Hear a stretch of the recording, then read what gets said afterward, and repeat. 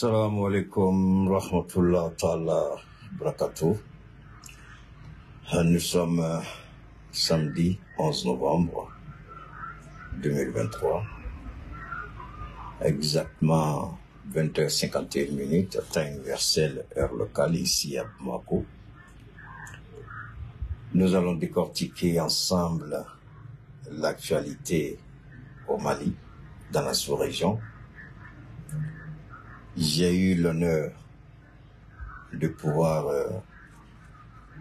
échanger avec certaines personnes bien infiltrées à l'Élysée. Et je vous dis, les nouvelles ne sont pas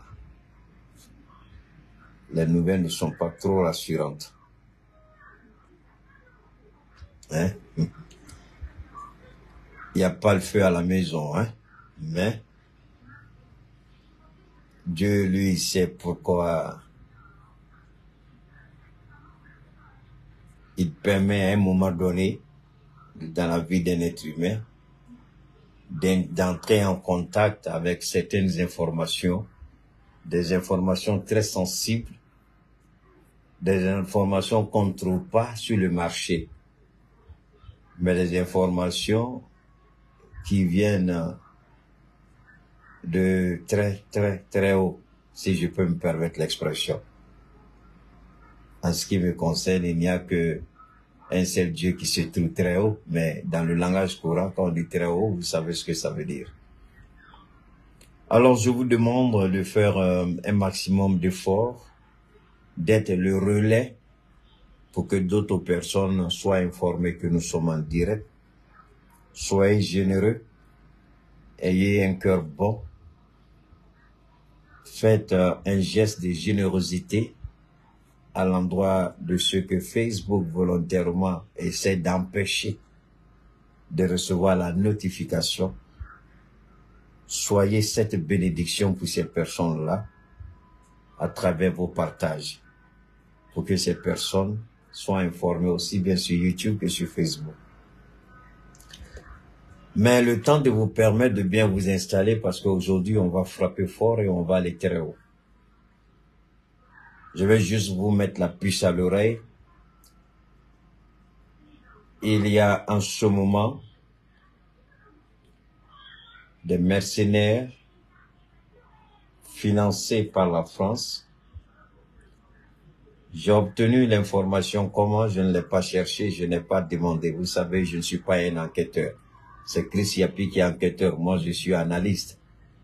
Mais Dieu a jugé utile parmi nous tous qui sommes sur les réseaux, Dieu a jugé utile peut-être que je sois digne de recevoir cette information. Peut-être que Dieu sait que cette information, la manière de la rendre, va faire en sorte que les autorités concernées puissent regarder de près ce dont il est question. Parce que on dit les moutons se promènent ensemble, ils n'ont pas le même prix. Tout le monde parle, mais tout le monde n'a pas la même audience. Il y a des gens qu'on aime écouter pour orner la galerie. Mais il y a des gens qu'on va écouter pour se distraire. Il y a des gens qu'on va écouter pour se cultiver, pour se former, pour s'informer et pour être au courant. Il y a des gens qu'on va écouter pour s'éduquer. Donc il y a plusieurs façons d'aller écouter les gens. Hein? Il y a des gens qui font rire. Il y a des gens qui font plaisir. Mais il y a des gens, ceux-là, on dit, attention, quand on veut aller à l'école, c'est juste. Ce sont ces personnes-là qu'on va écouter. Alhamdulillah, je vous dis, rends gloire à Allah, je fais partie de ces personnes-là. On veut s'éduquer, on veut se cultiver, on veut s'informer, on veut se former, on veut apprendre à élever son esprit critique. Je fais partie de ceux-là. Alors, merci infiniment au Seigneur qui m'a permis. Il y a un très grand... Les gens... Bon, d'autres vont crier, wow! Gros complot! complot contre le Mali, complot contre Assimi Goïta, complot contre le dictateur Keïta. Il est assis calmement et puis il dit, venez, on va discuter. On n'a pas besoin de crier. On n'a pas besoin de... tout doucement, tout doucement, tout doucement, chacun prend sa dose. Partagez. Il y a la première information que je vais vous donner avant de faire passer notre ravissante et charmante Awa Diabaté. La France a déjà acté la perte de Kidal. La France a déjà notifié les Américains. J'ai la certitude, j'ai la preuve irréfutable. La France a déjà saisi les États-Unis, certains pays clés de l'Union européenne qui sont dans l'OTAN, pour leur notifier que Kidal est tombé. Kidal n'est plus sous leur contrôle. Ils ont perdu totalement Kidal. C'est une certitude absolue. Je ne vous dirai pas. Bon, ici c'est à l'école. Hein? Quand on est à l'école, on apprend. À l'école, vous savez, on construit doucement, doucement. On met les pierres les unes sur les autres, doucement, doucement. On fait tout pour avoir une fondation solide, n'est-ce pas? On construit avec une certaine intelligence. Donc, partagez, d'accord? Ça, c'est la première intelligence que nous allons développer en long et en large. Je vous donne juste un aperçu. Ensuite, la France a pris la résolution d'activer certains groupes. La France a décidé d'activer un certain nombre de groupes, des terroristes de la Légion étrangère de l'armée française qui seront reconvertis en mercenaires véritables. Maintenant, ce sont des véritables missions suicides. Ils seront amenés à faire des missions suicidaires. Vous allez aucune certitude de vivre après. Mais vous allez, même si vous devez mourir, vous devrez accomplir votre mission. Donc, il y a ces mercenaires-là qu'on a commencé à recruter. Et le Tchad, contrairement à ce que Dibi dit, Kaka dit, le petit Kaka, j'ai eu des informations très haut placées du palais présidentiel tchadien qui m'ont donné l'information que petit Dibi Kaka, il est de concert, de mèche avec ce plan funeste que la France est en train de préparer. Deuxième élément que je vais vous donner. Troisième élément que je vais vous développer.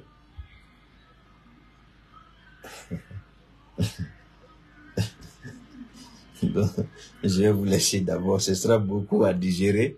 Hein? Ce sera beaucoup à digérer. Au fil du temps, on va aller. C'est pas ça? Hein? Donc, installez-vous seulement. N'oubliez pas les grains. N'oubliez pas le thé, tous les bonbons pour les grains. Hein? S'il n'y a pas de grains, c'est samedi. Donc, vous êtes à la maison, vous causez en famille. Envoyez les enfants pour aller acheter la boisson énergisante, c'est ça? Tous les bonbons. Et puis le thé, tous les bonbons. Hein? Parce que quand Keïta commence là, c'est thé, tous les bonbons, c'est la boisson énergisante, tous les bonbons que vous devrez avoir pendant le direct de Keïta. Vous avez ça, on s'en va ensemble jusqu'à Las Caras, d'après la petite ivoirienne.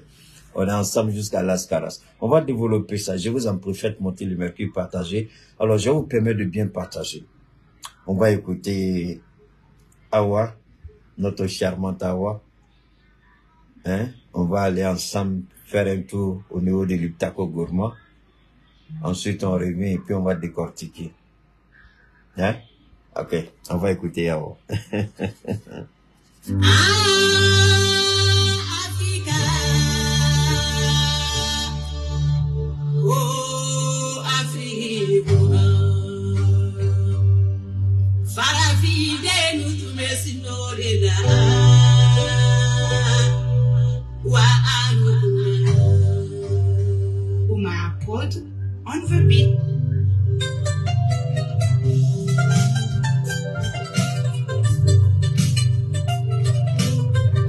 Bonsoir, partagez. Faites monter le mercure. On est ensemble. Malini Burkina Niger, Bolo Jerabu Bolo Linjoma, Kachakulusi, Alliance des États du Sahel. Il y a une image que nous avons décortiquée. Nous allons décortiquer ensemble.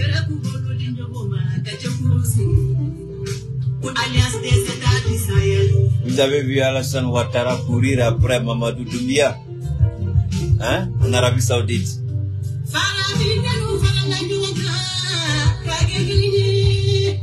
Ça fait honte, hein.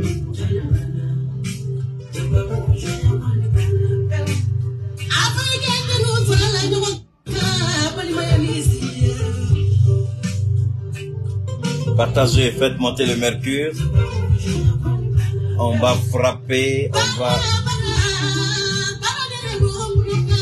on n'a pas de sujet. Il n'y a pas de sujet. Ça t'intéresse? Il faut partir. On ne t'a pas appelé ici.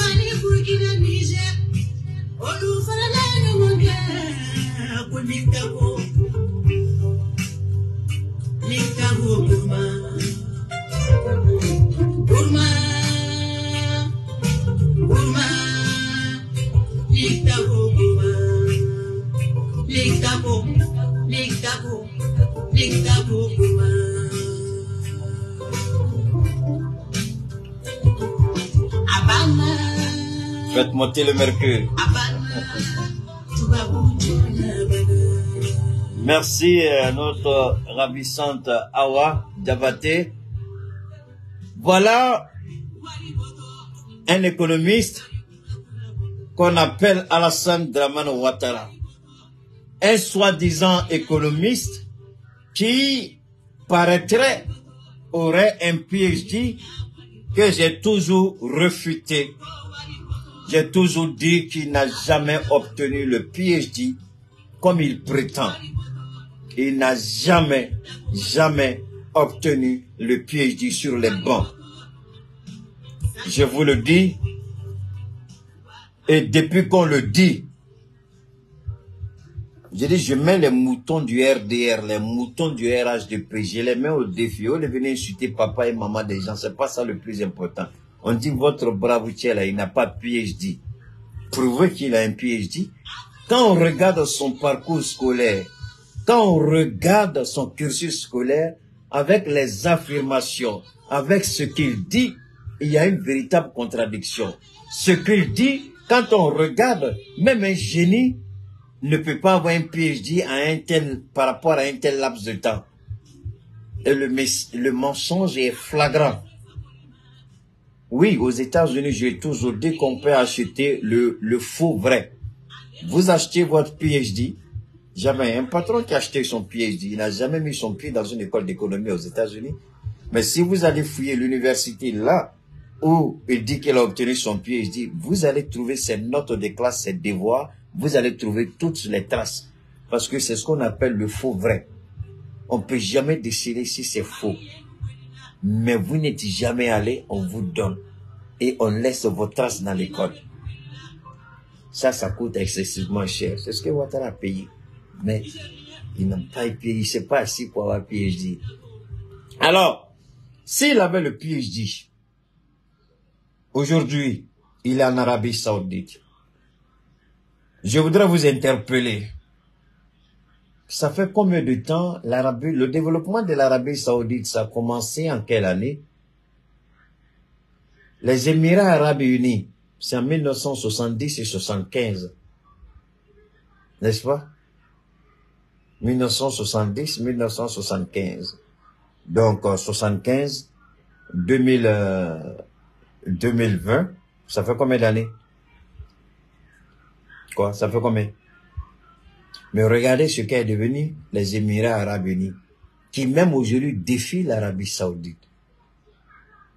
Regardez le Qatar qui défie l'Arabie Saoudite. La seule chance de l'Arabie Saoudite, c'est parce que c'est la ville sainte où se trouve la Kaaba, le lieu de pèlerinage. C'est tout.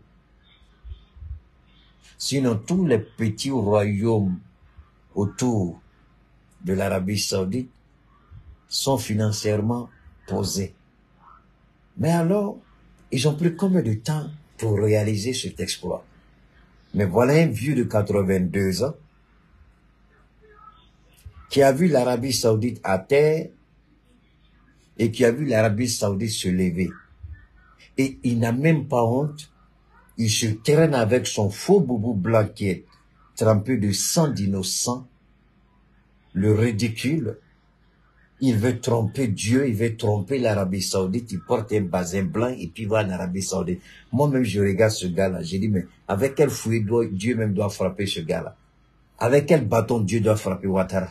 Tellement il se fout de Dieu, tellement il se fout de la religion, tellement il se fout même de ce qui est sacré.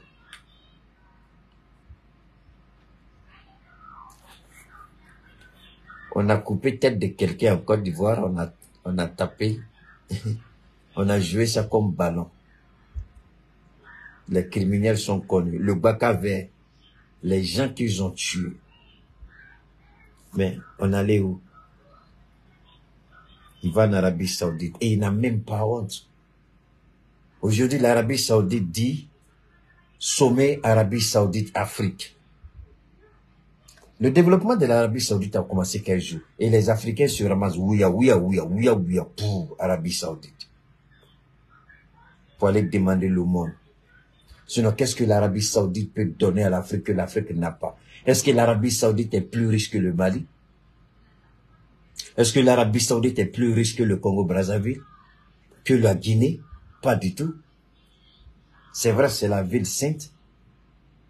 Là où les musulmans vont accomplir le 5e pilier de l'islam.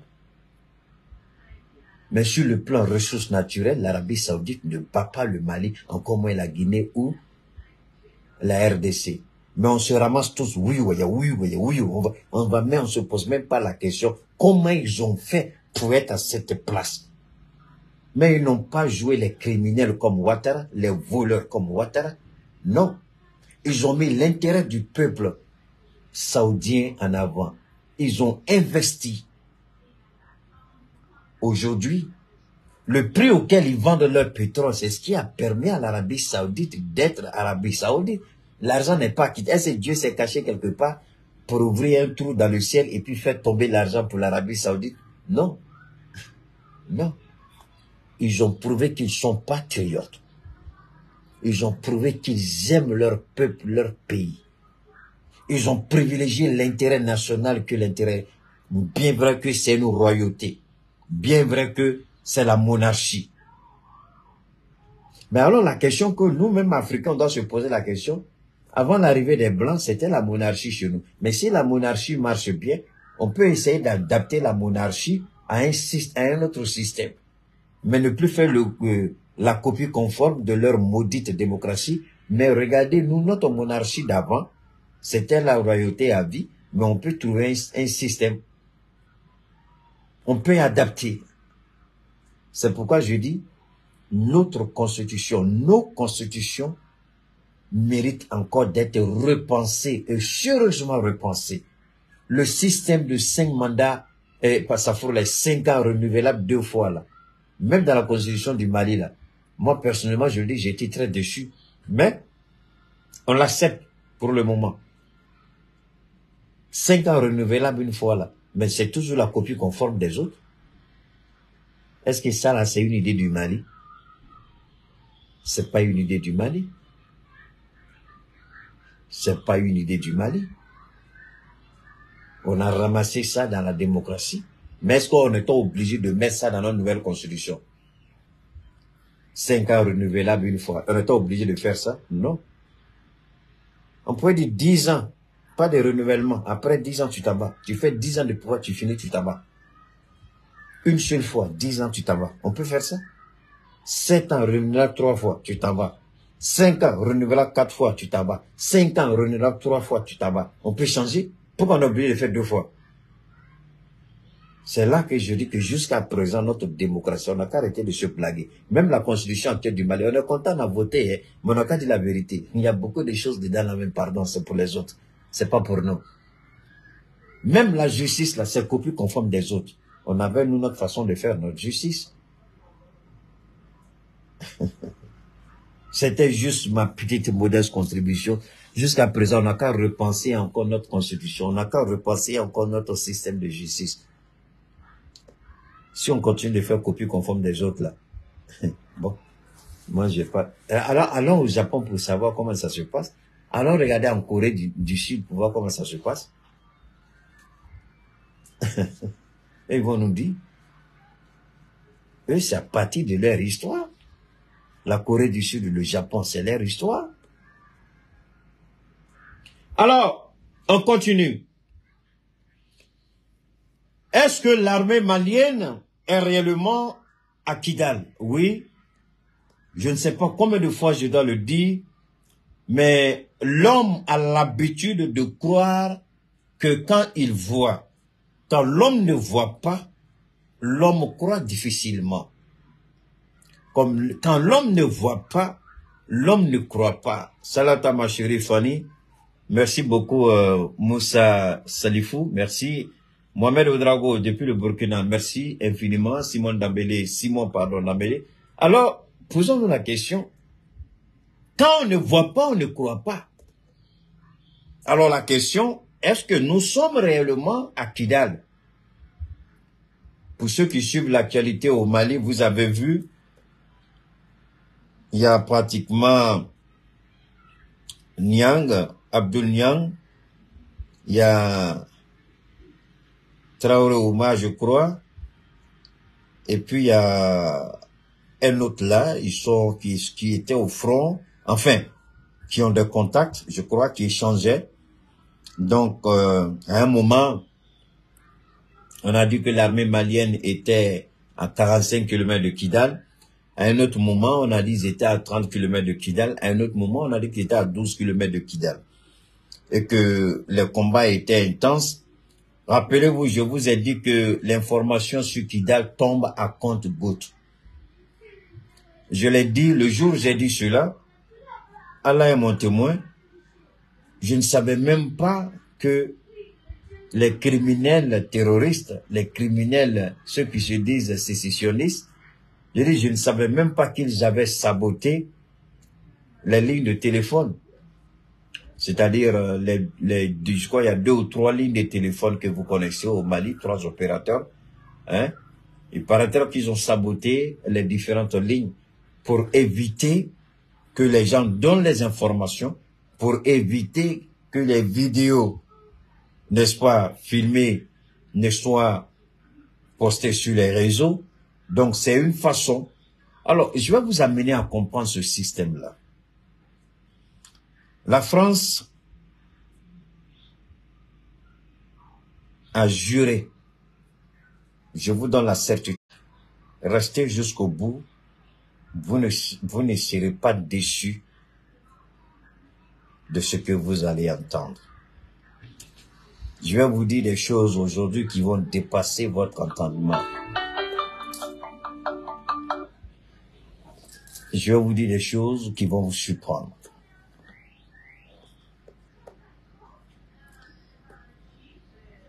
Mais restez connectés et partagez au maximum. Voilà. Hop. Bon, allez, c'est pas on a été bloqué là, non? Donc, faites remonter le mercure. Vous savez, c'est ça qui est intéressant. Quand vous commencez à frapper, quand vous commencez à... Comment vous le dire? Quand vous commencez à toucher la corde sensible de l'ennemi, alors, donne-moi une seconde, je vais couper tous les volumes ici pour ne pas qu'on nous emmerde. Voilà. Merci. Alors donc, faites monter le mercure, je vous en prie. Les gens, c'est quand tu es en direct, ils savent qu'ils doivent appeler. Est-ce que ça là, c'est une heure pour appeler quelqu'un? Alors, beaucoup, je dis, les gens ne croient que quand ils voient. C'est pourquoi Dieu lui-même dira que béni soit celui qui croit sans avoir vu. Je répète, Dieu dit, béni soit celui qui croit sans avoir vu. Parce que l'homme a une tendance je ne crois que quand je vois. Je ne peux pas croire à ce que je ne vois pas. Et Dieu dit, béni soit celui qui croit sans avoir vu. Et toi qui dis, je ne crois pas parce que je n'ai pas vu, il semble que tu n'es pas pris en compte par la bénédiction de Dieu. Enfin, si tu crois réellement en Dieu. Alors donc, voilà une situation qui nous ramène à un autre niveau, à un niveau beaucoup plus important. Quand la guerre de Kidal, quand la guerre de l'Ukraine a été l'opération spéciale, quand l'opération spéciale a été lancée en Ukraine par la Russie, par la Fédération de Russie, pour mieux contrôler la communication, pour mieux contrôler l'information, pour mieux imposer leur narratif, la France et l'Europe, l'OTAN, ils ont décidé de suspendre, écoutez-moi très bien, ils ont décidé de suspendre tous les médias qui sont proches de la Fédération de Russie. Sputnik, RTS et bien d'autres médias. Tous ces médias ont été balayés de l'Europe. Pourquoi? Pour mieux imposer leur narratif. Pourquoi? Pour éviter que d'autres informations contradictoires ne viennent remettre en cause leurs mensonges. Est-ce que ça vous dit quelque chose? Exactement. Faites monter le mercure, je vous en prie. Je vous ai dit que nous allons à un niveau supérieur. Partagez, je vous en prie. Soyez une bénédiction pour ceux qui ne sont pas alertés. Soyez la main tendue, le relais de ceux qui n'ont pas reçu la notification parce que Facebook a volontairement décidé de supprimer. Quand je vous donne un exemple. Si il était supposé que 5000 personnes ou 10 000 personnes ou 100 000 personnes reçoivent la notification dès que je suis en direct, Facebook a réduit au grand maximum à moins d'1 millier de personnes. Je suis au-delà des centaines de milliers d'abonnés. Hein? Je ne suis pas à 2-3 abonnés près. Même si je prends le petit chiffre de 50 000 abonnés. Si les 50 000 reçoivent la notification, au minimum, quand je commence, ça doit être 10 à 15 000 personnes qui doivent être connectées. Mais pourquoi c'est impossible? Parce que Facebook restreint. Alors que j'ai des centaines et des centaines de milliers d'abonnés. Alors, si je m'en tiens à ceux qui suivent Keïta sans être sur la page de Keïta, vous êtes des millions à travers le monde. Comment se fait-il qu'une personne comme Keïta, quand il commence, il est serré? Parce que Facebook veut que je lui donne l'argent. Et je dis, je ne donne pas. Je n'en ai pas suffisamment pour moi, mais pourquoi je vais vous donner? Donc, les gars, partagez, je vous en prie. Donc, c'est pourquoi je vous demande toujours de partager pour que les autres puissent recevoir.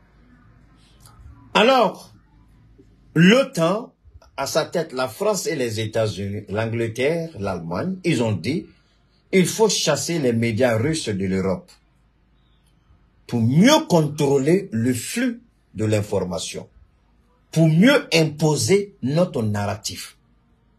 Si on le fait, on est sûr de gagner la guerre de la communication. On est sûr d'avoir l'opinion publique européenne à notre avantage, à notre cause. Les premiers mois, ils ont réussi, effectivement, parce que tout le monde croyait à leur narratif, jusqu'à ce que la Russie travaille sur d'autres façons. C'est pourquoi je dis, l'homme ne s'invente que quand l'homme est confronté à des difficultés. C'est pourquoi je dis, mon plus grand souhait, que nos étoiles soient toujours soumises à des difficultés. L'objectif, c'est de nous amener à nous créer, à nous inventer, à sortir de la situation de léthargie, de sortir de la situation de somnolence de quelqu'un qui dort. C'est en face des difficultés que nous créons, que nous devenons ingénieux. Et tout de suite, Poutine a mis ses petits au travail. Il dit travailler, trouver une solution. Le premier, deuxième, troisième mois, ils ont trouvé une solution. Et maintenant, l'information est équilibrée. Ils n'arrivent plus à mentir. L'information vraie est véhiculée en Europe. Ils ont créé des pages qui rendent compte de l'activité militaire sur le terrain en Europe. Maintenant, revenons à Kidal. À Kidal, ils n'ont pas coupé les réseaux téléphoniques jusqu'à ce que l'armée décide de prendre le chemin pour Kidal. Rappelez-vous, il a fallu que Poutine lance l'opération spéciale pour que, en Europe, on chasse les médias russes. Au Mali, il a suffi que l'armée lance l'offensive et que l'armée se mette en route, cette fois-ci direction Kidal, non pas Bourem, non pas Anefis, non pas Menenka et autres, mais cette fois-ci, la destination est bien connue. Et ils ont reçu les informations selon lesquelles le contingent qui est en route est lourdement équipé. Il n'y a pas moyen de les arrêter. Alors ils ont décidé, ils disent d'accord, il faut tout de suite agir sur la communication. Vous comprenez maintenant quand Keïta dit la communication c'est le nerf de la guerre. On dit l'argent c'est le nerf de la guerre, c'est faux. Sans argent on ne peut pas faire la guerre, c'est vrai. Mais vous pouvez avoir l'argent, faire la guerre et perdre la guerre parce que la communication, vous ne la maîtrisez pas. Et eux, ils ont décidé d'étouffer la communication, de couper la communication. Donc, ils se sont attaqués au réseau des téléphonies mobiles.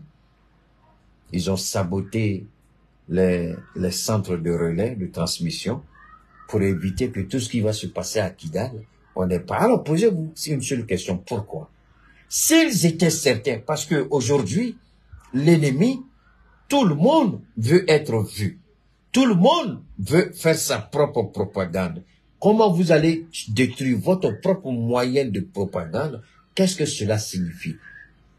À votre avis, qu'est-ce que cela signifie? Cela signifie qu'ils ont perdu la guerre. Cela signifie qu'ils ont perdu Kidal. Cela signifie qu'ils ne veulent pas que la vérité soit sue.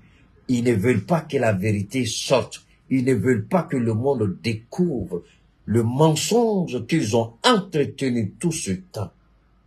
L'argent qui leur a été donné, qu'est-ce qu'ils en ont fait?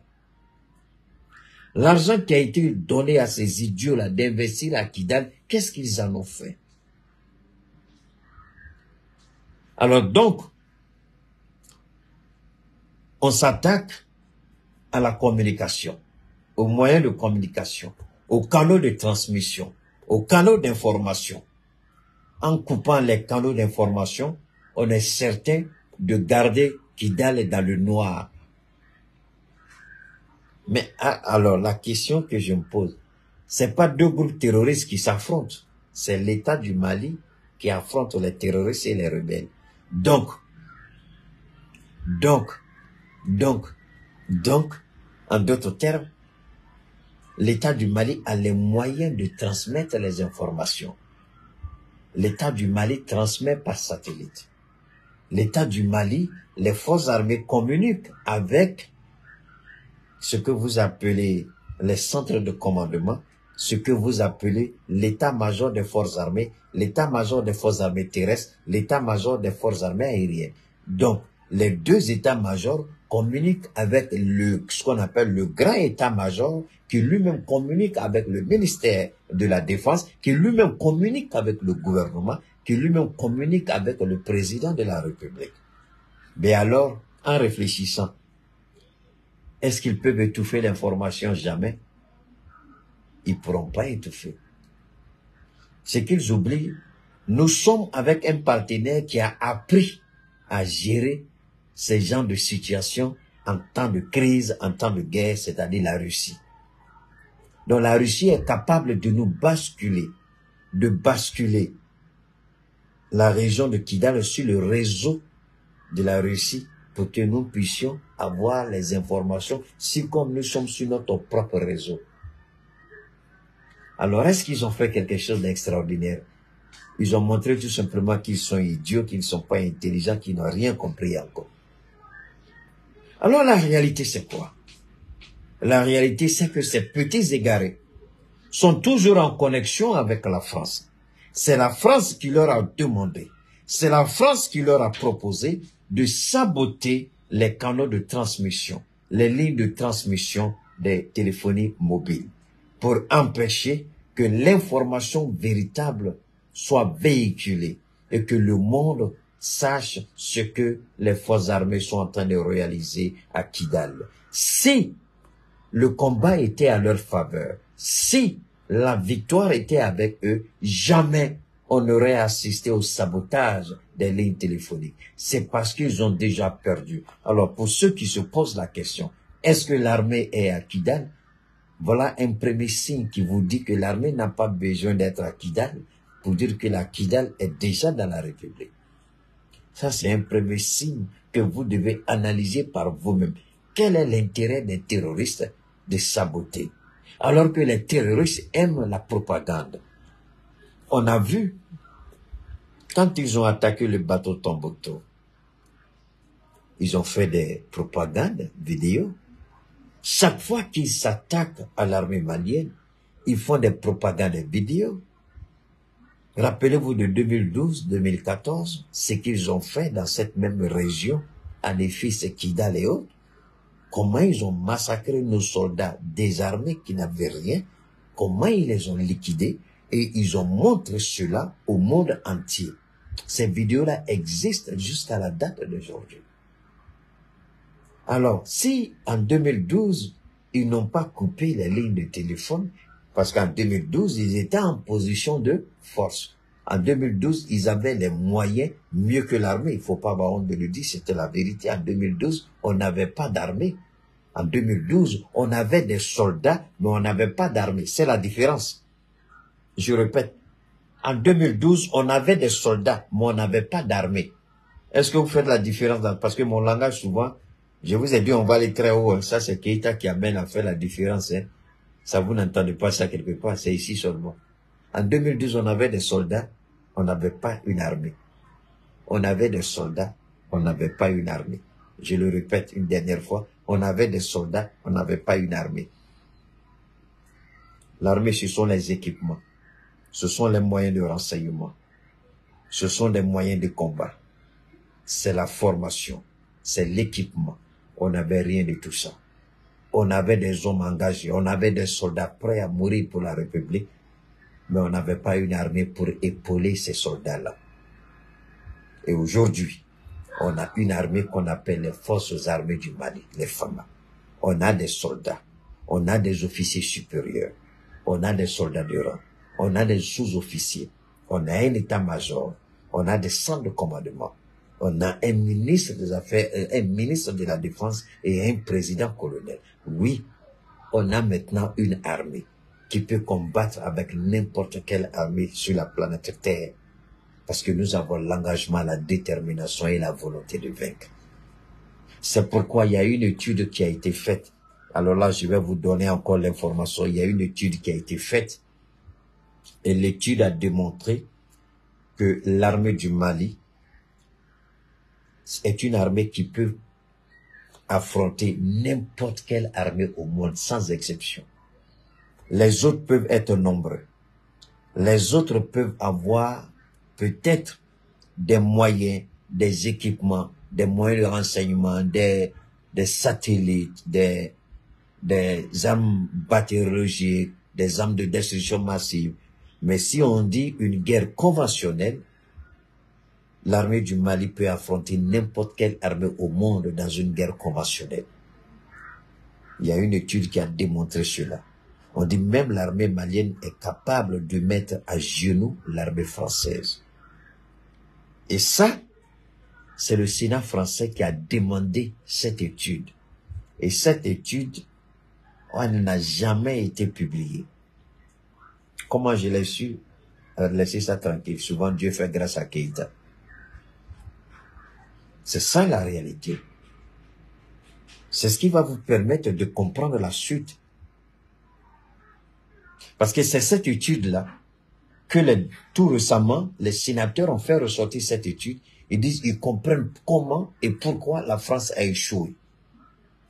Contrairement à tout ce que Macron a fait croire, les rêves et les fantasmes de Macron, Macron a fait croire que le Mali c'est fini, le Mali va tomber sans la France et ceci. Ils ont dit, Macron, tu n'as fait que mentir. Tu as menti à tout le monde. Tu ne connais même pas le Mali. Le Mali d'aujourd'hui n'est pas le Mali de 1960. Il faut te réveiller de tes fantasmes. Le Mali d'aujourd'hui, l'armée française ne peut pas l'affronter dans le Sahel et puis gagner. Les sénateurs ont dit ça à Macron ces 2 derniers jours-là. Ils lui ont dit, tu ne peux pas aujourd'hui, la France aujourd'hui ne peut pas affronter le Mali dans le Sahel et puis gagner. Au nom, voilà, ils ont dit ça à la France. Donc, c'est au regard de cela que vous allez comprendre l'évolution.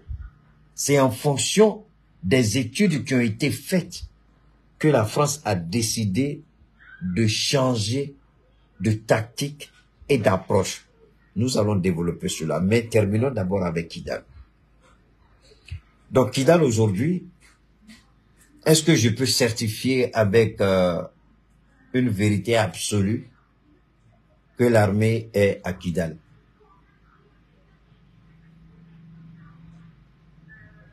Je regarde chacun et je voudrais que chacun me regarde droit dans les yeux. Si vous ne croyez pas ce que je dis, je n'ai pas besoin de certifier quoi que ce soit.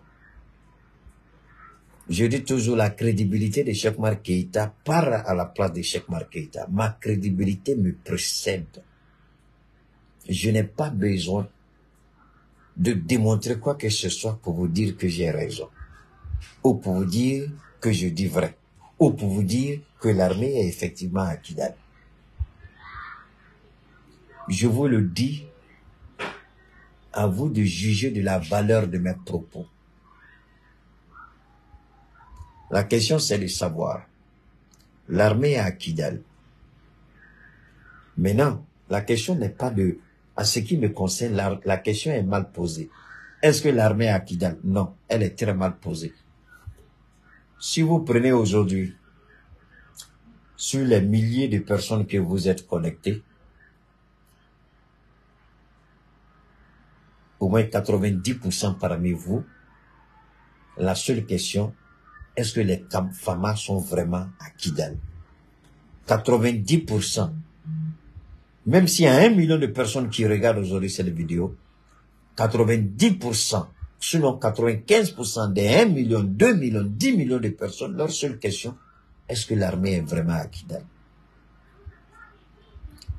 Et je vous réponds que c'est une très mauvaise question. Ce n'est pas une question. Non. Je vous ai dit que Cheikh Oumar Keïta, à lui seul, il est une école.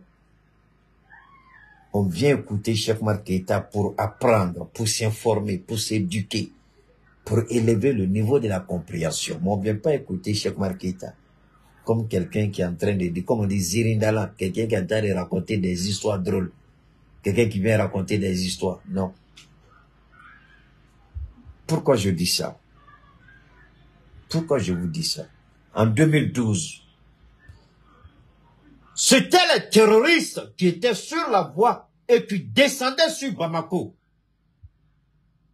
Dites-moi si je mens ou si je dis la vérité. Les terroristes et les criminels qui se disent rebelles, c'est eux qui descendaient. Ils avaient pris combien de régions? Ils avaient pris Kidal, Gao, Tombouctou. Tout le nord leur appartenait. Vous voulez me poser la question sur Kidal? Mais pourquoi vous ne vous posez pas la question sur Gao? Pourquoi vous ne vous posez pas la question sur Anéfis? Là où on a fait coucher les soldats maliens et on les a égorgés. L'armée y est ou l'armée n'y est pas? La question, elle est très mal posée si nous sommes à Kidal. Ici, quand on vient écouter Cheikh Oumar Keïta, le niveau de compréhension est élevé. Avant de poser certaines questions, on doit se poser la question d'abord. On dit toujours, si tu sais d'où tu viens, tu sauras où tu vas. Tu connais tes origines, tu sauras qui tu es. On sait où on vient avec les FAMA. On sait ce qu'on a vécu dans le même Nord en 2012. Ce qu'on nous a fait vivre en 2012. Aujourd'hui, Moi, j'ai honte que des Maliens disent, est-ce que notre armée est à Kidal? C'est une honte. C'est une insulte à l'endroit de ceux qui sont morts en 2012 et c'est un manque de considération à l'endroit de ceux qui sont en route sur Kidal. En 2012, on ne pouvait pas oser faire ce qu'on est en train de faire. Le fait même de lever un contingent en direction de Kidal, tous les Maliens doivent dormir et commencer à dire Allah merci, bénir Assimi et demander à Dieu d'accorder sa faveur à Assimi. Il est le seul président depuis 2012 qui a osé demander à l'armée, vous allez récupérer là où moi on m'a empêché d'entrer, vous allez entrer. Cette fois-ci, j'irai moi-même à Kidal. Assimi Goïta est en train de préparer sa valise. Peut-être que vous ne le savez pas, je vous dis. Assimi Goïta est en train de préparer sa valise pour aller à Kidal. Kidal, c'est symbolique. Notre armée n'était pas à Gao ni à Tombouctou. Sommes-nous à Gao? Sommes-nous à Tombouctou? Alors pourquoi Kidal serait quelque chose d'extraordinaire? Sur les 3 grandes régions, dans le grand nord du Mali, Tombouctou, Gao, Kidal, l'armée malienne est partout. D'ailleurs, nous sommes à Kidal. Si nous ne sommes pas à Kidal, je voudrais qu'on m'explique les frappes de drones sur les combattants du mal, les terroristes et les criminels, qui ne peuvent même pas approcher le camp. Si nous ne sommes pas, comment on peut les frapper avec une telle précision? En termes militaires, il y a plusieurs façons d'être présent quelque part. Nous ne sommes pas en train de composer avec des civils. Nous ne sommes pas en train de composer avec des politiciens. Mais nous composons avec des militaires aguerris, des stratèges. Alors vous croyez que ces militaires-là vont remettre en cause leur honorabilité et puis échouer à Kidal? Vous croyez réellement que nous ne serons pas en mesure d'entrer à Kidal? Vous croyez que Kidal est un problème pour nous? Non. Kidal n'a jamais été un problème. Mais le véritable problème, ce sont ceux qui sont partis, ceux qu'on a chassés. Maintenant, vous avez entendu, ils sont en train de courir partout, demander l'intervention des Nations Unies, de la France. Et la France a décidé, avec les États-Unis et l'OTAN, n'oubliez pas, je vais vous dire une chose. La première personne qui a dénoncé la présence de l'OTAN dans la CEDEAO, s'il y a un garçon qui a dit que c'est lui là, dites-lui tout, tu es un menteur. Le jour où ça a été signé, le même jour, on m'a envoyé le document. Et j'ai fait plusieurs directs là-dessus, plusieurs interventions là-dessus. Ce n'est que quelques mois après que vous avez vu les autres commencer à parler. En ce moment, nous avions déjà fini notre travail. Et la CEDEAO est rentrée dans sa coquille par rapport à cette affaire. Parce qu'on a démontré que juridiquement, légalement, ça ne peut pas se faire. Et l'OTAN ne peut jamais intervenir de cette manière. Et comme nous savons qu'ils aiment respecter la loi chez eux et demander qu'on viole la loi chez nous, donc je suis sorti pour frapper sur la violation de la loi, de sorte que eux, ils ne se donnent pas la latitude d'intervenir bêtement. On dit non. Parce qu'il faut que tous les États de la CEDEAO ratifient l'accord avec l'OTAN. Sinon, jamais l'OTAN ne sera opérationnel au sein de la CEDEAO. C'est au regard de l'intervention que j'ai eu à faire que la France et les États-Unis ont décidé cette fois-ci d'aller au niveau du G5 Sahel. C'est en cela que l'OTAN a signé encore un autre accord avec le G5 Sahel. Et le G5 Sahel n'est plus G5 Sahel puisque le Mali, le Burkina et le Niger ne se considèrent plus comme membres du G5 Sahel. Alors, est-ce que On est à Kidal. On est plus qu'à Kidal. Je vous ai dit la dernière fois que nous avons le contrôle total des 1 240 000 km². Peut-être que comme je ne le dis pas en bambara, beaucoup de personnes ont du mal à comprendre ce que cela signifie.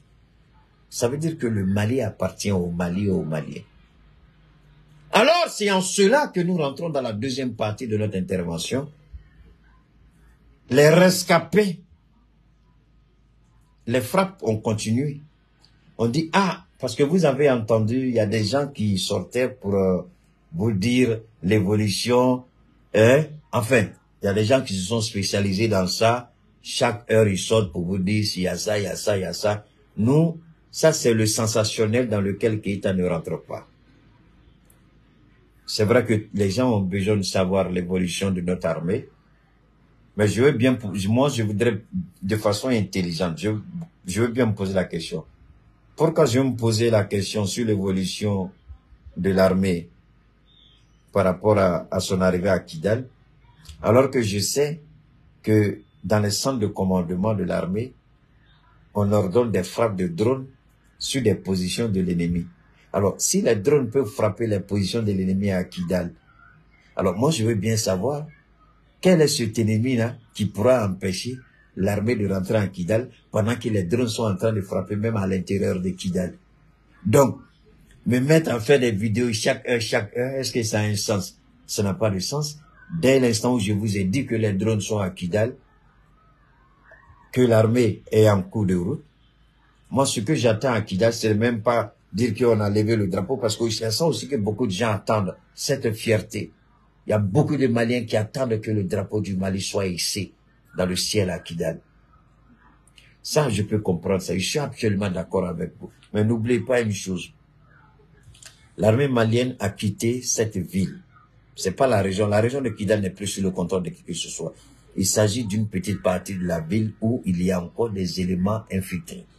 La plupart de tous les responsables de ces organisations, on a même entendu aujourd'hui l'armée qui dit qu'il y a un important chef terroriste qui a été neutralisé, c'est-à-dire qui a été liquidé. Aujourd'hui, il y a beaucoup, tellement de morts. Donne-moi une seconde. Alors, pour continuer, donne-moi une seconde. Alors, merci, je vous en prie. Alors, donc, l'armée a affirmé aujourd'hui qu'il y a eu encore des frappes. Et dans ces frappes, il y a, enfin, un chef terroriste et puis beaucoup d'éléments de ceux qui se disent rebelles qui ont été liquidés. Et c'est par hasard, j'écoutais quelque chose là, et puis il y a mon jeune frère Abdul qui a dit que l'Algérie a décidé à titre humanitaire d'ouvrir sa frontière pour que les blessés des rebelles là puissent trouver les soins chez eux, puisque du côté de la Mauritanie, le passage n'est même pas possible. Donc, il semble qu'ils ont pu contourner le corridor de sécurité de l'armée, ils se sont retrouvés à la frontière. Donc, l'Algérie leur a permis, c'est ce que j'ai entendu dire en tout cas, d'aller soigner leurs blessés. Et la plupart des responsables ont déjà quitté la ville de Kidal. Et ce sont, des futurs cadavres qui tentent de résister. Je veux même savoir comment ils vont résister. Mais ce n'est pas tout, C'est en cela qu'il y a un des chefs de cette organisation criminelle appelée séparatiste, rebelle, qui a été reçu tout récemment par Emmanuel Macron. Le premier ministre Choguel Kokala Maïga l'a dit, et mon informateur à l'Élysée m'a appelé, il a confirmé qu'effectivement, le monsieur, il a été reçu par Emmanuel Macron, ils ont échangé. C'est en cela que nous allons entamer la deuxième partie de notre intervention, qui est la plus dangereuse d'ailleurs. Elle est beaucoup risquée d'ailleurs. Elle est beaucoup risquée, mais je remets ma vie entre les mains de Dieu. Et puis, je vais dévoiler ce qui a lieu de dire, parce que tout le monde n'est pas censé avoir cette information. Alors, comme j'ai une façon à moi de donner l'information, évidemment que mon informateur va rester anonyme. Je ne l'ai pas demandé, c'est au regard du travail extraordinaire que j'ai fait. Donc, c'est un additif qu'il m'a apporté. Alors, donc, la France a commencé à recruter quelques soldats tchadiens. Et ça, c'est quelqu'un qui est infiltré au cœur du dispositif militaire tchadien. Donc, la France a commencé à recruter au sein des soldats tchadiens et ils sont en train de proposer à certains légionnaires de l'armée française. Certains terroristes aussi ont été approchés. Faites monter le mercure, je vous en prie, parce que l'information ne doit pas rester seulement pour nous. Donc, je demande aussi aux autorités maliennes de vérifier aussi ce qu'ils sont en train de dire. Ils sont libres de le faire. Donc, l'information, et ils sont en train de les former. Vous vous rappelez, j'avais dit une fois que des armes devaient partir du Sénégal pour atterrir au Tchad. Vous vous rappelez, dans une de nos interventions, j'ai dit qu'il y a des armes qui devaient quitter Dakar pour le Tchad. Et que des terroristes devaient, des rebelles ou terroristes en tout cas, devaient être équipés et formés. Alors, hier, je vous ai fait entendre la question du positionnement géostratégique du Sahel. Les Américains ont juré de ne jamais quitter le Sahel. Vous savez pourquoi? Joe Biden a pris la décision de retirer les 1500 ou 2000 soldats américains dans le Sahel. Il a fait la demande au Congrès pour valider. Le Congrès a rejeté la demande de Joe Biden. Le Congrès s'est opposé. Le Congrès américain dit: la présence de nos militaires dans le Sahel est vitale pour la sécurité américaine. Je vous en prie, écoutez très bien quand Keïta parle. Je vous demande pardon, écoutez. Écoutez, s'il vous plaît. Le Congrès américain dit: la présence des soldats américains est vitale pour la sécurité nationale des États-Unis. Le président Déby a expressément demandé à la Hongrie d'étoffer la présence de l'OTAN au Tchad. Comment je le sais? Ça, c'est pas votre problème. Si quelqu'un pense que je mens, que les personnes aillent s'informer, c'est tout. Le président Déby Kaka, il a demandé à la Hongrie expressément, je crois qu'il a demandé 400 ou bien 800 soldats, de venir étoffer la présence des éléments de l'OTAN. Mais en réalité, ce n'est pas les éléments de l'OTAN. Parce que Paris, pour que vous compreniez bien ce qui se joue, Idriss Déby, je l'ai toujours dit, Idriss Déby a été liquidé. Et avant que Idriss Déby ne soit liquidé, son fils là, que vous voyez, enfin, je crois que c'est son fils adoptif, un truc comme... il faut sortir, je suis en train de parler, il faut sortir. Donc, Idriss Déby, avant qu'il ne soit liquidé, son fils là, qui a pris le pouvoir, je l'ai dit par le passé, je le répète aujourd'hui, il savait, il a été informé très bien, comme le fils de Laurent Désiré Kabila, l'ancien président de la RDC. C'est 200 soldats, ok. Officiellement, c'est 200, ils ont demandé, mais c'est plus que ça. C'est plus que 200. Au minimum, je crois que c'est 400, sinon 800. Alors donc, le petit Kabila, il était informé et les officiers supérieurs de l'armée savaient. Ils ont décidé, dès l'instant où Laurent Désiré Kabila a décidé de remettre en cause un certain nombre de contrats qu'il avait décidé d'allouer aux sociétés américaines, il venait de signer son arrêt de mort. C'est ainsi que Laurent Désiré Kabila, et regardez bien comment il a été tué, ce sont propres, regardez bien comment les Blancs, ils sont pas bêtes, ils utilisent toujours les Africains pour tuer les Africains. Thomas Sankara, c'est Blaise Compaoré qui l'a tué. Laurent Désiré Kabila, c'est, on dit sa sécurité qui l'a tué. Idriss Déby, j'ai encore eu d'autres informations alarmantes. Idriss Déby a été liquidé dans son propre camp. Et c'est la sécurité rapprochée de Déby qui a liquidé Déby contrairement à ce qu'on veut nous faire croire, que c'est accrochage lors du combat. C'est absolument faux, c'est pas vrai. Parce que la femme de Hissène Habré, elle a parlé un peu de la situation parce qu'elle est bien infiltrée. Et l'information que je vous donne aussi, c'est à peu près la même chose. Donc, le fils de Dibi, la France est venue expressement lui dire, tu veux pas, on t'a déjà choisi, c'est toi le président. Tu es notre homme de main. On vient adouber ta présidence. On vient valider ta prise de pouvoir. Mais tu restes notre marionnette. Sinon, vous croyez que c'est pourquoi que Macron est allé à l'enterrement de Dibi? C'est pour dire au petit Dibi, tu ne fais pas ce qu'on te demande, tu vas suivre Dibi. On va te mettre aussi six pieds sous terre. C'était là le langage. Sinon, Macron n'avait-il pas besoin de se présenter? Non. La DGSE, c'est la DGSE qui fait tout le sale boulot de la France. Mais pourquoi Macron s'est déplacé? Macron s'est déplacé et dit, je vais envoyer un message clair au petit. On a liquidé son papa, on veut qu'il comprenne bien. Il ne fait pas notre jeu, on va le liquider aussi.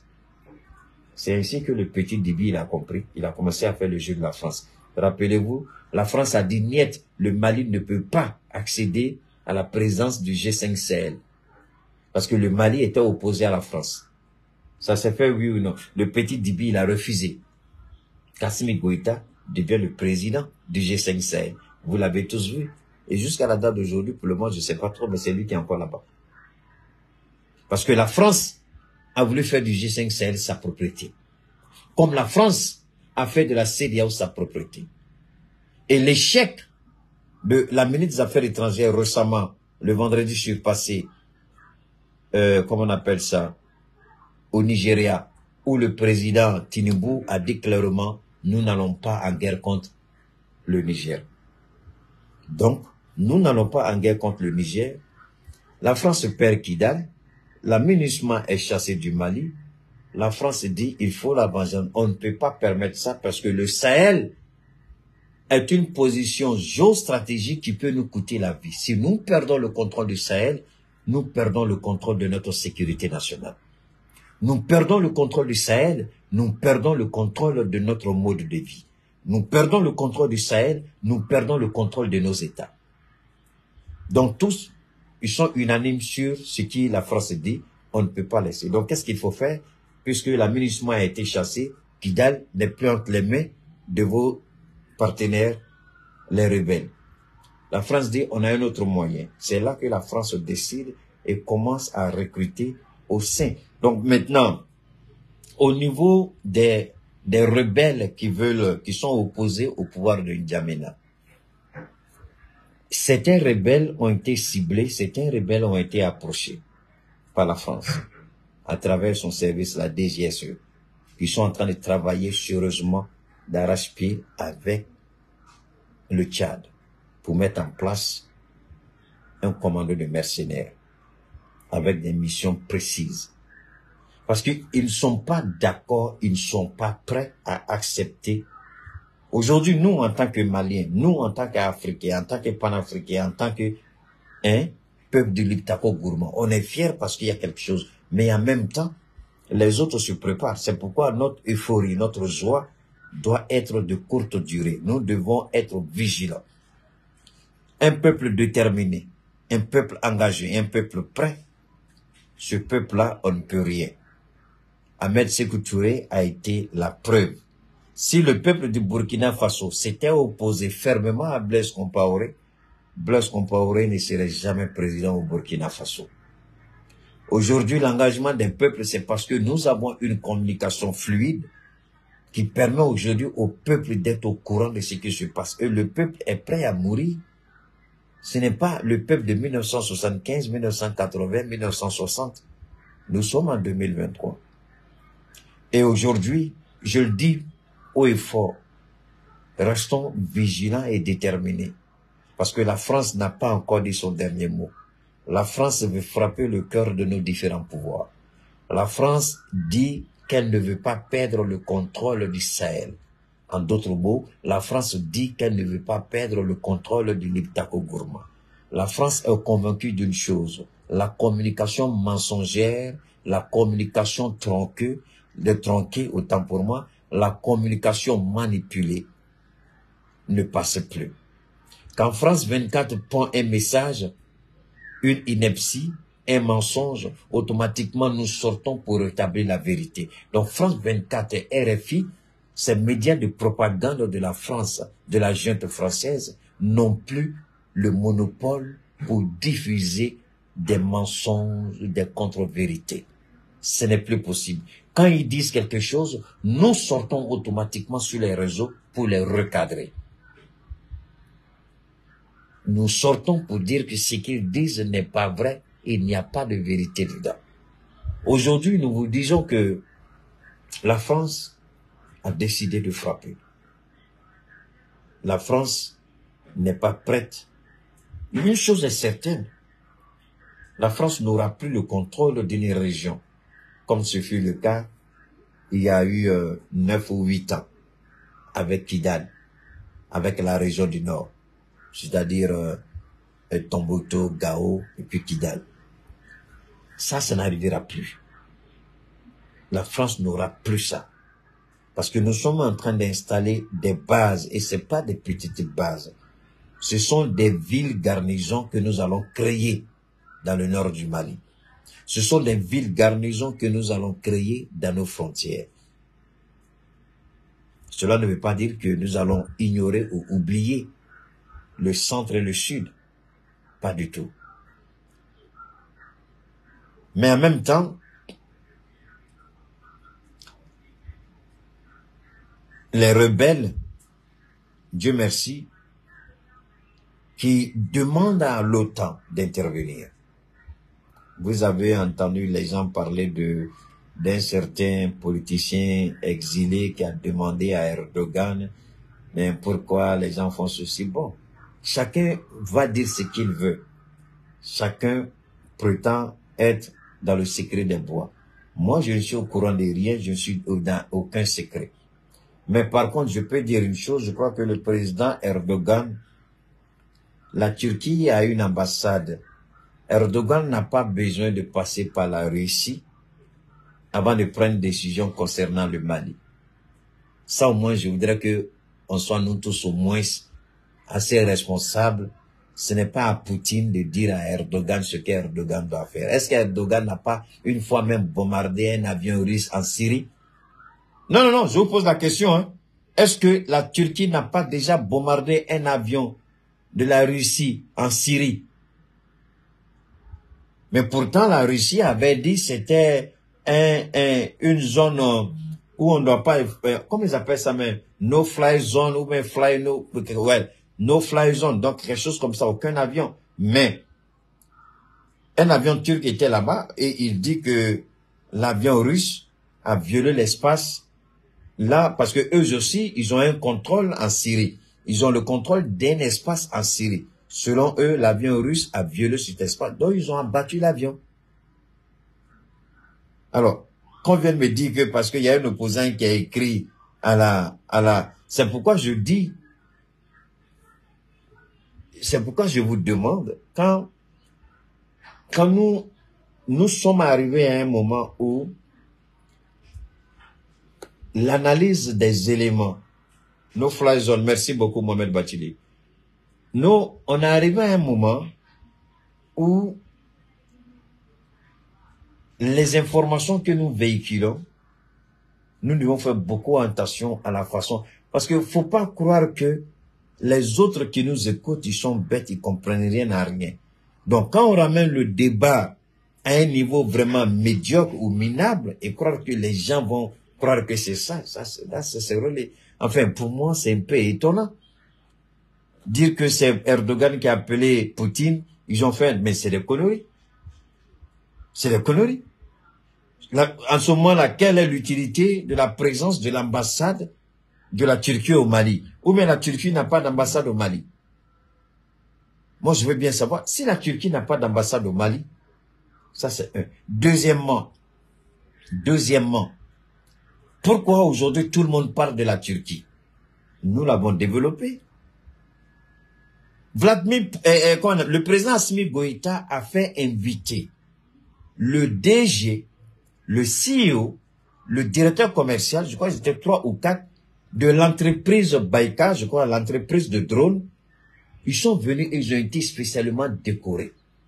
Mais quand ces personnes-là qui font partie de ce que nous appelons le système stratégique, bon, je pourrais dire, ils sont dans le système géostratégique de la Turquie parce qu'ils produisent des drones pour l'armée turque. Vous croyez que parce que le Mali les a invités, ils vont se lever comme ça, venir au Mali? Mais la présidence de la Turquie est informée. Le ministère des Affaires étrangères, le ministère de la Défense turc, tous ils sont informés que nos compatriotes, les responsables de l'entreprise de drones ont été invités au Mali. Mais est-ce que le Mali a demandé la permission à Poutine pour inviter ces gens-là de venir au Mali?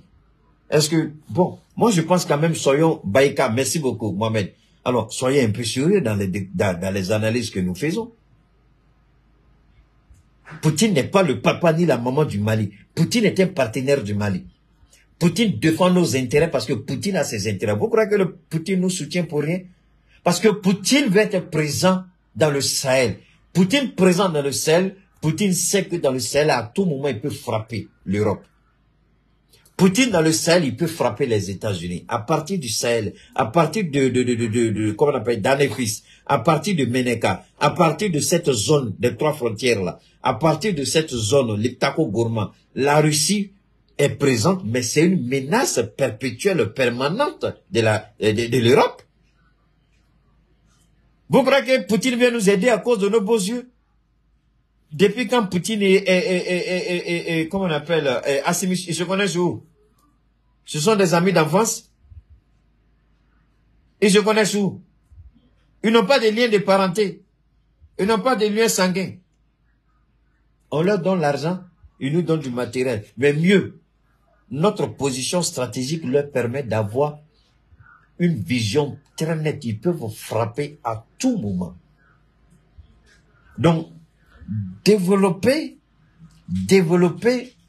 un système de missiles de frappe dans un pays africain va amener l'Europe à respecter. C'est la même chose la Corée du Nord. Pourquoi on a peur de la Corée du Nord? Pourquoi on a peur de la Corée du Nord? On parle, mais on ne peut jamais attaquer la Corée du Nord. Poutine veut créer la même situation au Mali. Vous allez parler, mais jamais vous n'allez toucher le Liptako-Gourma. Parce que le Liptako-Gourma dispose d'infrastructures pour frapper n'importe quelle capitale européenne, comme la Corée du Nord en dispose aujourd'hui. C'est tout l'avantage de la Russie. Et la Russie sait on va la laisser tranquille si la Russie nous donne des moyens conséquents pour nous défendre. On a besoin d'Erdogan, un président têtu comme Erdogan, un président crétin comme Erdogan, un président fermé comme Erdogan. Oui, par moment, il est bon. Quand ça joue pour sa faveur, il s'est fait le défenseur des musulmans. Quand ça l'arrange, il se fait le défenseur des musulmans. Erdogan a besoin de demander quoi à Poutine? Hein? Nous là, c'est Erdogan. Ou bien, les drones que la Turquie nous a vendus là, c'était cadeau. Non, on doit se poser la question. Les drones que la Turquie nous a vendus là, c'était cadeau. Donc pour ça, Erdogan va dire une chose. Après, je ne dis pas de ne pas écouter les gens. Je le dis toujours, écoutez les gens, mais informez-vous auprès de ceux qui sont vraiment utiles pour vous. Je vous donne un dernier exemple. Quand la Turquie devait nous vendre les drones, l'Union européenne, l'OTAN, la France, les États-Unis, tous ont mis la pression sur la Turquie pour ne pas nous vendre les drones. N'oublions pas vite les choses. Tous ont mis la pression sur la Turquie pour ne pas nous vendre les drones. Mais Erdogan a dit quoi? Erdogan dit, après nos enquêtes, le Mali est un État libre, et souverain et indépendant. Et nous sommes un État libre, souverain et indépendant. C'est entre deux partenaires. Je ne comprends pas. Quand vous vendez les armes entre vous, est-ce que la Turquie intervient ou le Mali intervient dans vos deals? Non. Alors pourquoi voulez-vous intervenir dans un deal entre le Mali et la Turquie? Tant que le cahier de charges est conforme aux objectifs de la Turquie vendra ses drones à qui veut les acheter. C'est ainsi que le Mali a été livré. Alors comment à peine ce même Erdogan va se lever encore parce qu'il y a un petit déréglé mental qui envoie une lettre de merdi pour parler. Est-ce que Erdogan lui-même, Erdogan lui-même, il ne connaît pas ça. Il connaît.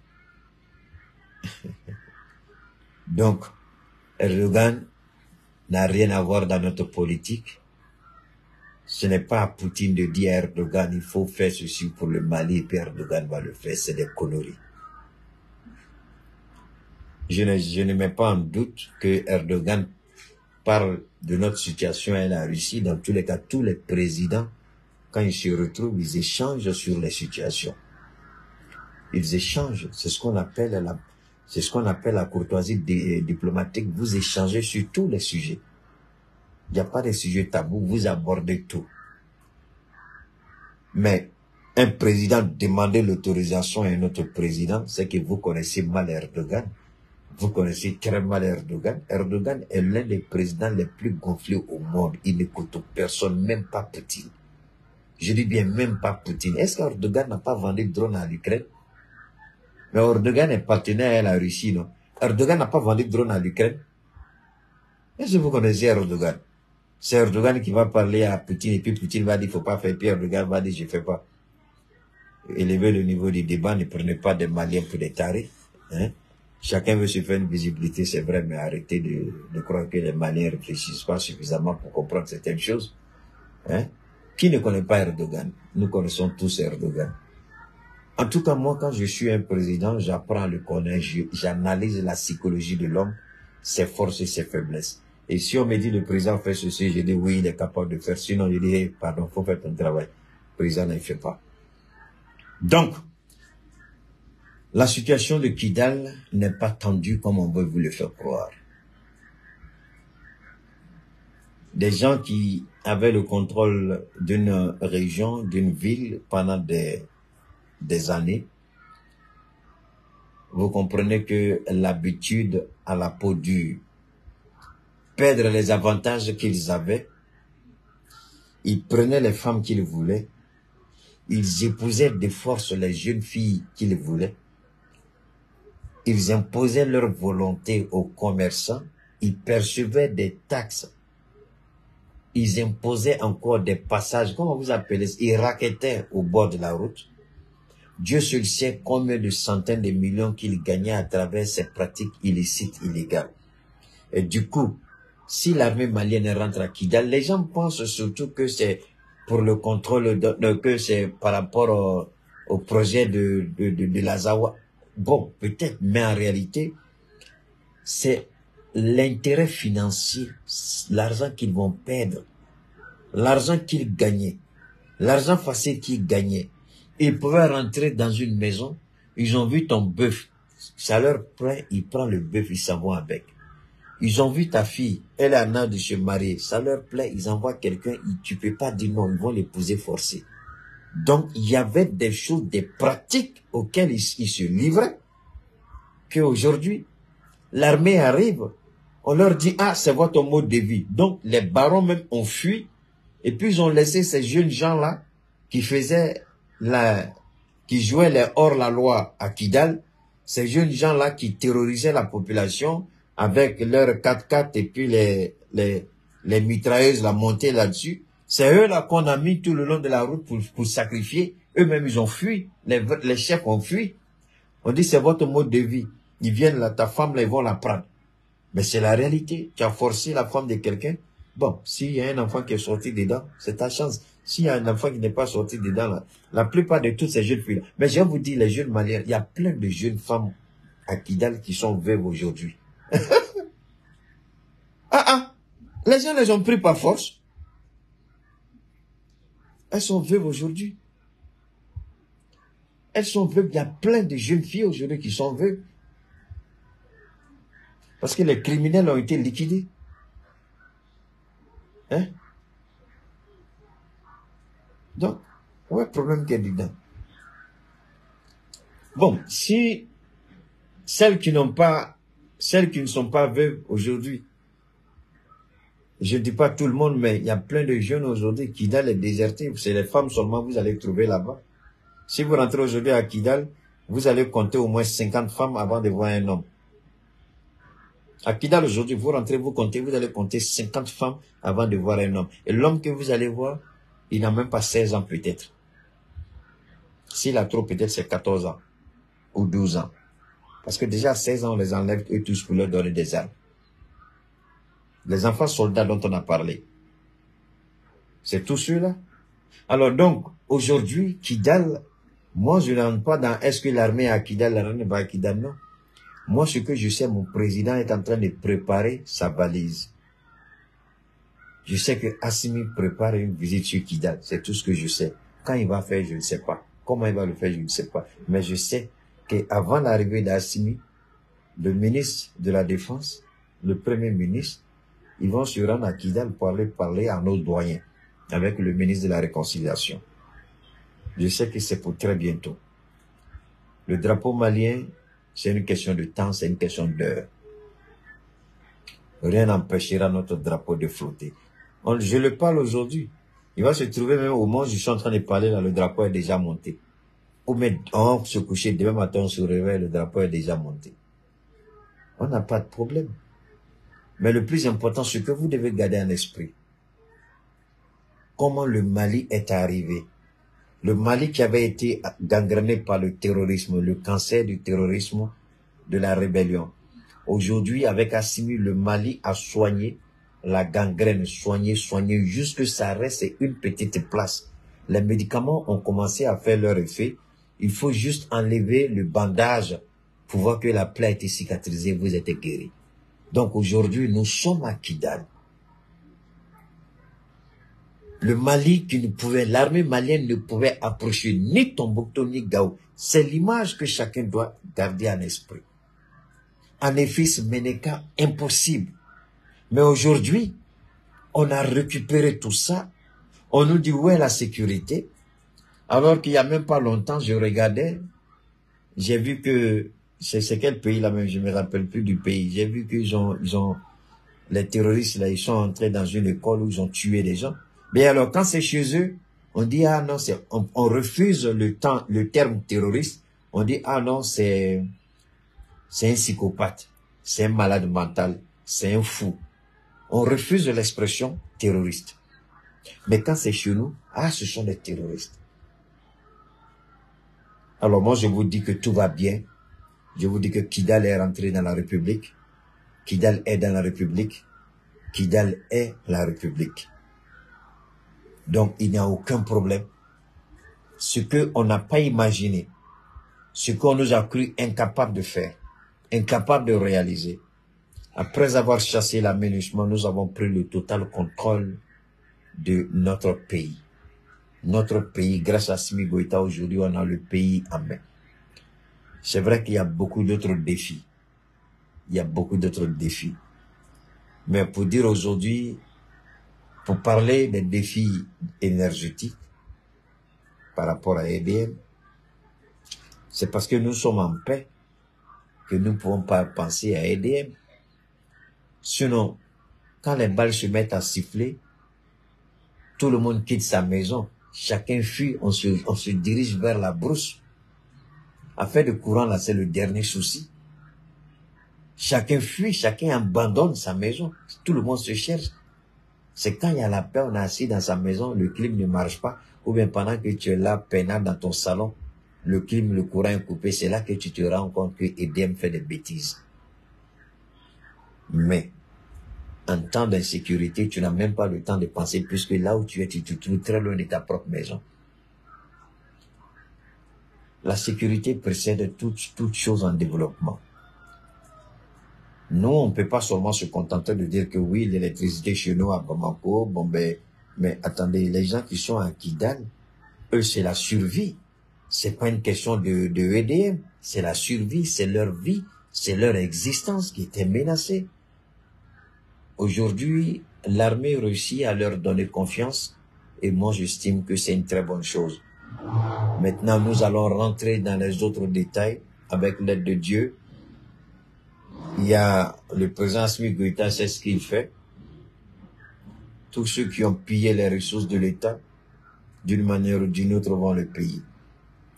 On m'a envoyé une vidéo par rapport à l'intervention du ministre du Commerce, par rapport au sucre.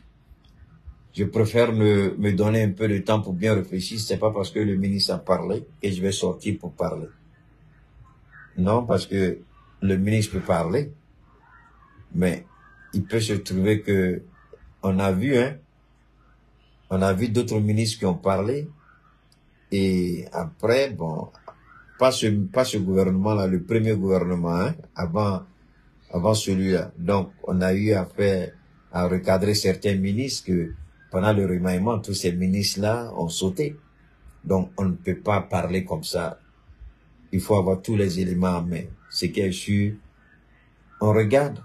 Si on peut apporter notre modeste contribution, on va apporter. Si on estime que, bon, ben, ce que le ministre dit tient la route, ou ce que le ministre dit ne tient pas la route, si on veut apporter notre contribution, on apportera notre contribution. Si on ne peut pas aussi, parce qu'il faut pas parler parce qu'il faut parler, il faut avoir des preuves suffisantes pour dire que le ministre dit vrai, ou bien pour dire qu'il y a un élément qui manque au ministre. Donc, faut pas sortir parler parce qu'il faut parler, il faut avoir des éléments. Pour le moment, je n'ai pas suffisamment d'éléments, à l'exception des propos du ministre. Donc, je me méfie de vouloir aller trop sur les propos d'un officiel seulement. On veut savoir aussi les autres ont dit quoi. Bon, pour le moment, les informations sont un peu rares à ce niveau, donc on observe toujours. Et c'est après réflexion qu'on pourra se prononcer. Alors, on n'oublie pas, hein, avec Allah, alhamdulillah, demain est un autre jour. Très bon week-end à tous et à toutes. Merci à toi, Fanny, merci aux uns, merci aux autres. À toutes ces personnes-là qui nous ont renouvelé leur confiance, je voudrais tout simplement terminer en disant ceci. Souvent, quand vous passez les commandes, nous apportons les commandes au niveau de DHL, surtout les commandes qui vont du côté de l'Europe et autres. Et les gens pensent qu'une fois qu'ils donnent leur argent, demain matin, ils doivent recevoir des produits. Mais si on veut vous donner le prix d'une commande express par DHL, quand vous dites express, je vous donne un exemple. Vous prenez un billet d'avion qui vous fait à peu près 300 ou 400 000 ou 600 000 francs, n'est-ce pas? Mais quand vous demandez business class, mais vous allez payer des millions. Vous n'êtes pas loin des 2 millions, sinon 2 millions plus business class. Donc, si nous, quand on dit par exemple FedEx ou bien DHL, c'est le prix standard qu'on vous donne, c'est-à-dire le plus bas prix. Et une fois qu'on remet à DHL travaille en fonction de ses disponibilités. Mais quand vous appelez trop souvent, ça met un peu mal à l'aise. C'est comme votre argent n'a pas été, ça met mal à l'aise. Même tu vas te l'expliquer à plusieurs reprises. Tu vas dire aux gens, bon, dès qu'on remet à DHL, normalement DHL doit vous contacter. Même quand même que DHL donne le numéro de référence, ils rentrent, eux-mêmes ils voient, mais ils vont laisser ça, ils vont vous appeler encore. Souvent c'est un peu gênant. C'est vrai que nous voulons aider, c'est vrai que nous on met à votre disposition un certain nombre de produits, mais comprenez aussi que nous travaillons aussi avec un autre service qui s'appelle DHL et puis FedEx. Et puis une autre entreprise par rapport à la sous-région. Voilà, donc soyez indulgents. Soyez indulgents. Vous aurez vos produits, hein, mais de grâce, faites-nous confiance. Si vous nous avez fait confiance, il n'y a pas de raison qu'on vous déçoive. Nous, on ne peut pas vous dire votre colis, c'est dans 2 jours, 3 jours. Non. Une fois que DHL vous donne le numéro de référence, quand vous rentrez dans votre ordinateur, dans votre téléphone, dans votre tablette, vous tapez DHL avec le numéro de référence, tout de suite, vous-même, vous voyez l'arrivée approximative. DHL vous dit approximativement quand votre produit arrive. C'est très simple. Ce n'est pas nous qui fixons ça. Quand DHL vous donne les informations, vous les mettez, vous rentrez sur la page DHL, vous allez sur le site DHL FedEx, vous mettez le numéro de référence, on vous dit tout de suite, dans 1 semaine, dans 2 jours, dans 1 jour, dans 3 jours, c'est tout. Donc vraiment, on vous demande d'être indulgent. Hein? Essayons de nous aider, de nous comprendre, c'est encore mieux. Nous sommes des êtres humains. Hein? Parallèlement à ce qu'on fait comme intervention sur l'actualité, comme vente de produits, mais on a aussi une vie de famille, on a aussi une vie personnelle. Moi, je ne peux pas sacrifier ma vie de famille parce que il y a des gens qui comprennent pas ça, ils vous appellent à tout moment, à toute heure. Quand tu dis non, même ça aussi, c'est compliqué aussi souvent. Hein? Voilà, on est des êtres humains. Hein? Imaginez que vous soyez en famille avec Keïta et puis il reçoit les hommes. Vous-même, vous allez être gêné si vous êtes un parent de Keïta. Donc, comprenez qu'on fait le maximum, mais soyez indulgents aussi un tout petit peu. Merci infiniment, on garde le contact et à très bientôt.